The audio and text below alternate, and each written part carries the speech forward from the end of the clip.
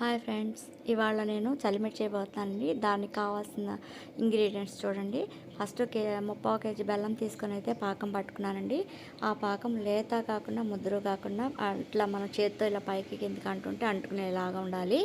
పాకం పట్టుకున్నాక కేజీ బియ్యం 8 అవర్స్ నానబెట్టుకున్నాను. నానబెట్టుకుని తడి బియ్యమే మిల్లుకి పట్టించి పిండి తీసుకురాగానే నేను పాకంలో కలుపుకున్నానండి. ఉండలు లేకుండా నేను పిండి వేస్తుంటే వేరే వాళ్ళు పిండిని కలిపెడుతున్నారు అనమాట.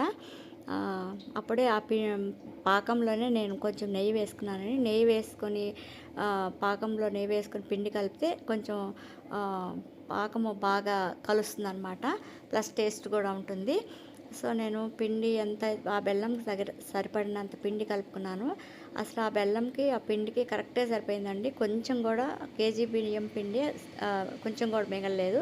ఈలోపు నెయ్యిలో నేను జీడిపప్పు, కిస్మిస్, బాదాము, ఎండు కొబ్బరి అన్నీ వేపుకున్నాను. తర్వాత ఇలాచీ పౌడరు, పచ్చకర్పూరము అవి కూడా దానిలో కలుపుకున్నానండి. స్ట్రక్చర్ అయితే సూపర్ వచ్చింది, పర్ఫెక్ట్గా వచ్చిందండి. చలిమిడి అంటే ఇదే, ఇలాగే ఉండాలి అన్నంత టేస్ట్గా వచ్చింది. ప్రొఫెషనల్స్ చేసినంత టేస్ట్గా వచ్చిందండి. మీకు నచ్చినట్లయితే మీరు ట్రై చేసి చూడండి. లైక్ చేయండి, షేర్ చేయండి, సబ్స్క్రైబ్ చేయండి. ఇదే కొలతలతో చేస్తే మాత్రం పర్ఫెక్ట్గా వస్తుందండి. స్ట్రక్చర్ చూడండి ఎలా వచ్చిందో. Thank you friends, thank you.